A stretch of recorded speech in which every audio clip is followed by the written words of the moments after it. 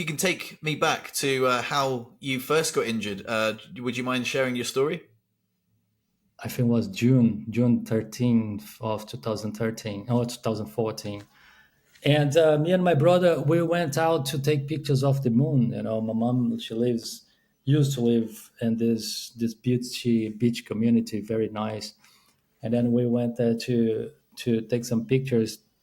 And me and my brother, we had some beers. And then we went back to my mother's house. And then I was in front of my mother's house. And then I went for like a little hike, you know, and I fell. I had a fall accident. What happened it was that I suffer from hypoglycemia. My blood sugar goes down really fast, and I faint. And that day, I faint in the wrong place in the wrong time because there was like an embankment, a little cliff that I just fell actually on my face. I even broke my jaw, Oh wow. and my back. I broke my back on the T3 level. I'm paralyzed from the chest down. You know, Oh wow. So that sounds serious, man. So what happened after that? Yeah, well, like I don't remember the accident. I faint, right? So I remember that I woke up in an ambulance and I couldn't feel my lower body, and my mother was with me, and a nurse was like is stitching my eye. You can see here, she was like, and then I told them like I do not feel my legs and I have a lot of pain. And then they took me, the ambulance was going to another beach, to another small city, and then it's like they decided to go further to a bigger city. And I used to live in Sweden, that time. I have just moved to Sweden.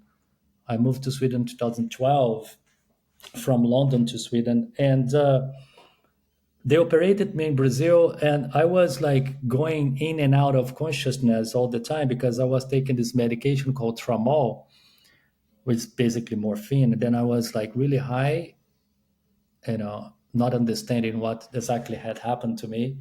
But and then when I came back to my body like that, I had so much pain that they keep on giving me more drugs. But I remember having a conversation with my ex-girlfriend at the time that she told me, Rodrigo, I got in touch with your insurance company and we're going to fly you to Sweden, they're going to send you a doctor to Brazil. So they sent a Danish doctor and a company called SOS. They expend a like 200,000 euros to fly me Oh back to wow. Sweden.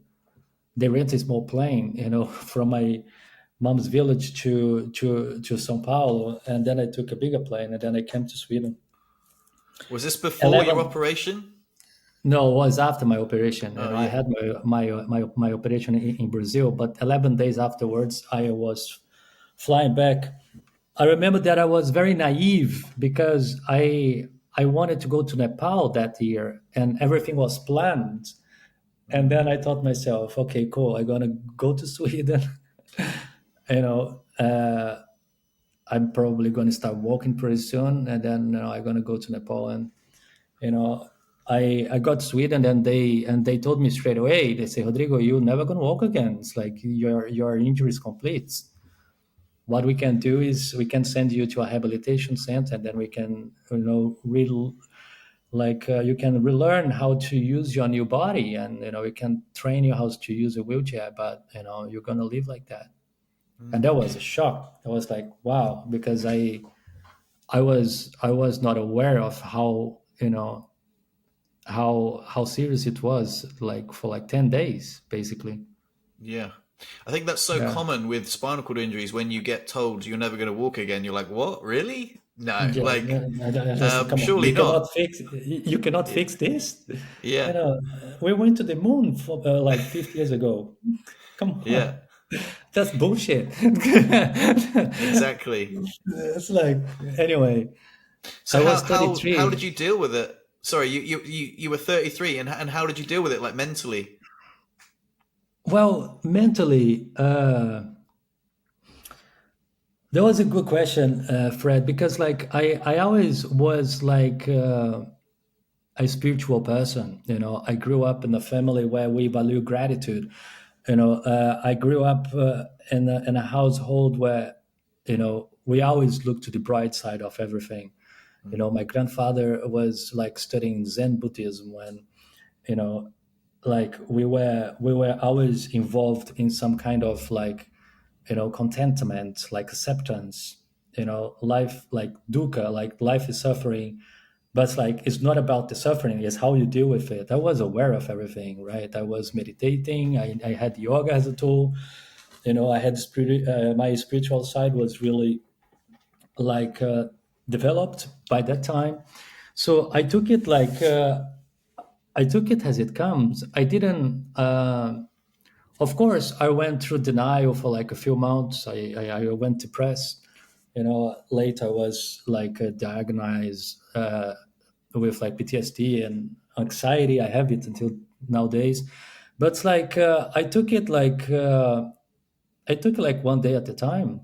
you know I remember that in the first days at the rehabilitation center, I couldn't even sit down, man. I couldn't even put my socks on. They were trying to teach me how to put this compressed socks.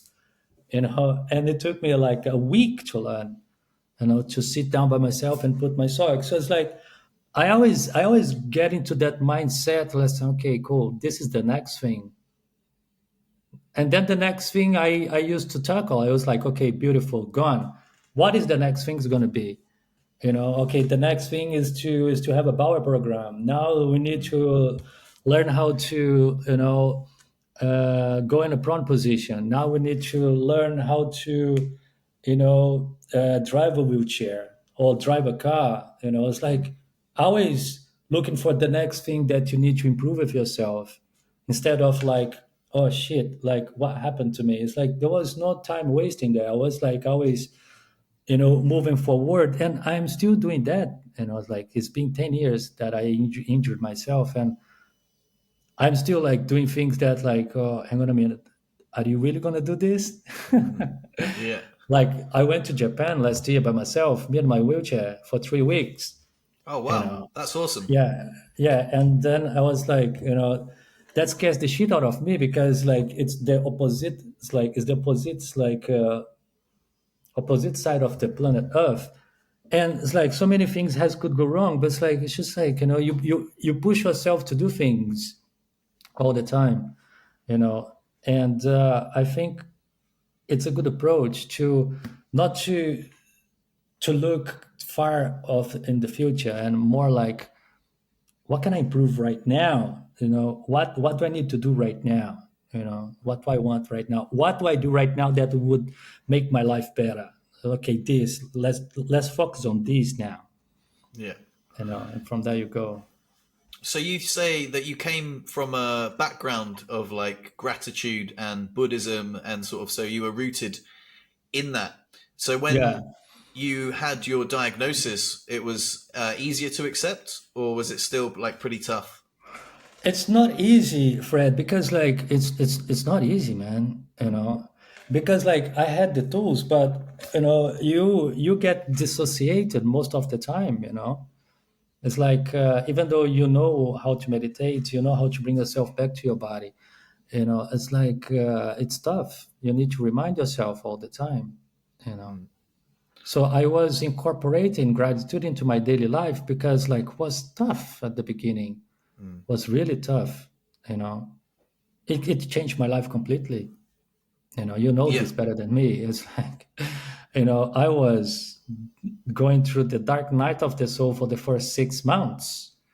I was cracking, crying every time, everywhere, Oh, and really? still like, and yeah, and it's still like, till nowadays, I still get the blues sometimes. It's not Mm, that, okay, I accept that. It is something that you learn how to live with, but it's you kind of never come in terms with it. You accept it because, like, it never going to change. But I think it's not about like avoiding the grief or pushing it away. It's more about embracing it and living with it. Okay, cool. I'm gonna be sad sometimes, right? It's like, I cannot do things. I miss doing things that I used to do. Like, yeah, Mm. grief, stay here for a while with me. Let's go for a walk. Let's put some Leonard Cohen on. Be really sad, have a good cry, and then we'll be good afterwards. You Yeah. know, you know. Do you think it's important to like feel those feelings and not just shut them down? Of course, it is. Of course, of course. And this is one thing that mindfulness and yoga has taught me so much because, like, especially when we experience the trauma has spinal cord injury, Fred. Like, we cannot avoid, grief and like we cannot disassociate. We cannot like distract ourselves from it because like it will take more time to accept your situation, Mm. you know a lot more time because like I have read several psychology books. The last one that I read was by a psychologist from Vancouver called Garbo Mate. The book was like the myth of normal. He talks about trauma and systemic trauma. And he explained that we go through, it's like for you to heal trauma, you need to go through it. You cannot bypass it. You cannot avoid it. You cannot distract yourself from it, right? Yeah. And it's like you come in touch with it slowly, like you're hugging a cactus, very slowly. you know like I know you're there. I know you make me fucking sad, but like you're a part of me too, with like compassion, with love, with kindness. Mm. And it's like there is no avoidance here, man. It's like there is like only acceptance. Let's come with me. I'm gonna learn how to live a life fulfilling life with you, with this part of me that sometimes makes me cry, but it's like it's part of me too, right? I cannot avoid it. I cannot try to be happy all the time. That doesn't exist. Yeah. No, I get it, man. I get it. I completely understand. So, what advice would you give someone that's newly injured with a spinal cord injury? I would say take one day at a time. Yeah, that's good advice. Take one day at a time. you know because like sometimes we get to that spiral to think, oh my god, I need to go back to university, or I need to get another job, I need to relearn how to drive, maybe I need to change, my house is not accessible, I need to get a girlfriend, how am I? It's like, you know it can be overwhelming because it's so many changes happening at the same time, and we don't have certain of anything. It can get really overwhelming. So it's like tackle one thing at a time, and focus on what you can do. Mm. Like going back to my rehabilitation time, it took me a week to put my socks on, Yeah.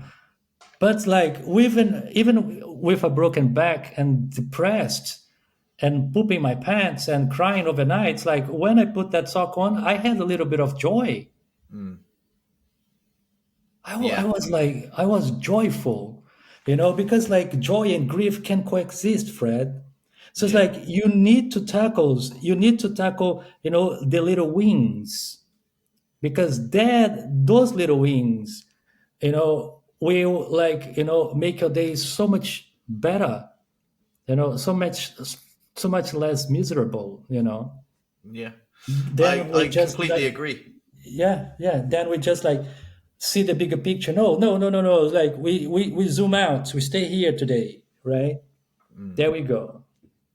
Yeah, 100%. I would agree with what you said. Absolutely. You got to celebrate the wins. You've got Yeah, to you got to also take it easy on yourself. Like yeah, one of the things I've mentioned a couple of times actually when this question's come up is the first time you do something is always the hardest, yeah, and then the second time you do something, it's a little bit easier. So, for example, it took me 2 hours to do a poo, and I was stoked because the day before it took me 3.5 hours to do a poo, and I was like, I've Yeah, just knocked an hour and a half off my best poo time, you know. So yeah, and now it takes me like sort of 5 minutes to do a poo, yeah, because I've got my bowel routine down. But it's kind of funny when you have to come to terms with everything. So first of all, it's, you know, you're not going to walk again. What does my life look like then? And then that's scary, and you're like, oh well, maybe I could wheel around in a wheelchair. But then they're like, oh, by the way, you know, bowel, bladder, you know, sexual function, spasms, yeah. nerve pain, they it piles on top, and you're like, shit, how do I deal with all of this stuff, you know? And it's a lot to take, you know. It's a lot to It's a lot take, to you know. take. Like the walking is just the tip of the iceberg. Yeah, So when you're facing a new injury, it can be very, very daunting. That's why I think having these conversations is nice to have people like you. You've been injured for 10 years, if I'm right. You said it was the June the 13th, so that's just like yeah, a few days past. So that was your yeah, 10-year anniversary, and mhm, I've just 5 years has passed for me. So yeah, yeah, I mean we've got that time under our belt, you know, and we're looking back with, you know, it seems easy now, you know, like 5 years on, like life seems quite easy for me. And yeah, 10 years on, you've got it all under control as well, and it's a lot easier. But at first, yeah, you've got to have patience, and you want to get there quicker than your body will allow and your abilities to yeah, allow. And yeah, I can relate to you when you're saying about the sock. Like the first time I managed to put my pants on myself, I was stoked. I was like, yes, because I thought, oh my God, is my girlfriend going to have to dress me for the rest of my life? What's going on, you know? yeah, And all those little bits of independence you can get back, they're really little wins. And you can live yeah, a fantastically happy life in a wheelchair, even though it's undesirable at first. You know, you're like, fuck that. yeah, I don't want to live in a wheelchair. I want, you yeah. know, yeah. And there is something very paradoxical, I would say, in that as well, because like we when we get to experience that tremendous amount of grief and sadness, you know, it means that the spectrum goes bigger, you know, so Mm. your capacity to experience joy has increased as well, you know. And I remember like going back to the celebrate the little wins that I remember when I went to the supermarket the first time by myself, rolling my wheelchair on the street to buy avocados, and then I went there and bought avocados and went back home and made myself a guacamole. I was just like, mate, I was genuinely happy. You know, I was the happiest motherfucker having a guacamole on earth. And I was Yeah. like, I couldn't believe, like, you know, a couple of avocado made me this happy. So, Mm. like, you know, it will feel overwhelmed. It will feel like, you know, your life has changed. Of course, it will change, but it doesn't mean that will change for the worse. Mm. You know, it might seem worse now, but like you know the you know with the wins, with the opportunities, you know, like it can it can transform you in a much better version of yourself, Fred. You know, and you're going to have like access to emotions, especially like you know, access to control them, you know, Mm. that you wouldn't have otherwise. You know, the emotional strength you have now, Fred Smith, I don't know how old you are, but like now is not the same as like a prior accident Fred Smith. Far from it, man. You are another person, you Yeah. know. And it's like you know that, right? Yeah. Rodrigo, you're absolutely right. I'm 42. I think we're the similar age because you said you were 33 when you got injured. Yeah, That's yeah, so you must be 43 now, right? yeah, yeah, yeah. We are the same Yeah. age. I So mean, we're pretty much the same age. It's really interesting because if there was a newly injured person listening to this conversation, and it's a very common theme, you know, it's like, oh, spinal cord mm, injury. You know, you it doesn't necessarily mean you're going to live an unhappy life. It's just going to be very different. no, But it's no, very no. hard when you're laying in that Mhm. hospital bed and you're like, fuck off. You're going to tell me that in a few years' time I'm going to be happier or like as Yeah, happy as I was before. Like I liked my old life. I don't want to give that up. But like it's really hard because you don't have a choice. And one of the things about when I first got injured is I was really trying hard, like to walk again. And I would never discourage anyone from giving it their all at first, but at some point you've got to, you know, if you don't get it back, like it's not your fault. It's not because you didn't try hard enough. it's because your spinal cord's too damaged, and you've got to accept it and realize that life can be life can be incredible. And I think what you said was really cool, man. It's something I've never heard expressed in that way before, but when you suffer trauma and grief, it expands the capacity of the spectrum so you can experience more joy. And that's really beautiful, man. I really enjoyed It that. is. And it resonated with me a lot because I feel so much joy these days. And I think I feel more joy than I did before, for sure. So, yeah. And I bet that you feel joy for like the simple things, like having a cup of tea, for example. Because like Rodrigo, prior accident, I was on a holiday, traveling the world, planning my next holiday. I was like bartending, making money, traveling. I was on the doing all the time, on the making, never satisfied with anything. So it's like massive things, like I don't know, going to New York would be something that will bring a lot of joy, right? For me, it was. But it's like after my injury, the joy that I have, like going out by myself, the joy that I had by, like going to the sea and swimming in the sea again after my injury, post injury. The joy that I had, like taking a plane, flying by myself again after my injury. It's like these little wins, the amount of joy was expanded. That's like cover up all the bigger joys that I have experienced pre or accident. You know, it's like I don't know who say that, but it's like there is even a quote that say like the sweet is not as sweet without the sour, Yeah. and that's true, man. It's like if you go through life experiencing a spectrum of joy and grief that is this, you know, you it's like your happiness, your joy is limited as well. But it's like once you expand, as we did, because we went through a massive trauma, the amount of joy will experience will uh, expand as well. Yeah. I can relate to that a lot, Rodrigo, for sure. Something happened to me today, actually. Like, even today, I'm still doing things that, like, really impress me. I think back to 5 years ago when I was laying in my hospital bed and I was thinking, like, what does my life look like? I couldn't imagine living a full and happy life. And today, so my girlfriend's gone on holiday and she's left me with her dog. So her dog's called Bonnie, and I went to the lake today, and I got a hand cycle that attaches to my wheelchair. I got that in the car. I got Bonnie in the car. We went to the lake. I did like 3 laps of the lake. She's such a well-behaved dog.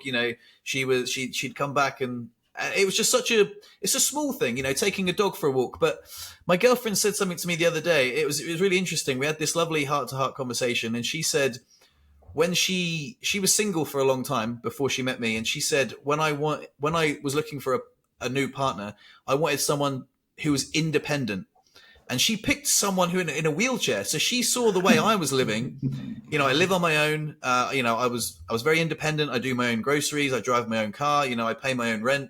And she was like, I picked you, even though I was in a wheelchair. And then she's gone away on holiday and she's trusted me with her dog to look after the dog. And all of these things, if you'd have told me that 5 years ago, I'd have been like, no way. There's no way I could live on my own, do all these things, drive a Yeah. car, look after a dog, even have a girlfriend, like find for someone to love me and picks. And also that was such an incredible compliment to pick someone independent, emotionally mature and independent. And I was like, and you picked a guy in a wheelchair? And she was like, yeah, well, you're not just any guy in a wheelchair. And I just that was really warm. And I was reflecting on it in my journal because like you said, gratitude's really important.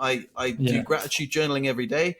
And I was like, it's really, like I say, it's really nice to reflect on these things and be like, shit, I've come so far. And like, what an achievement it is. Like, celebrate the little wins, like taking a dog for a Yeah. walk. It's massive.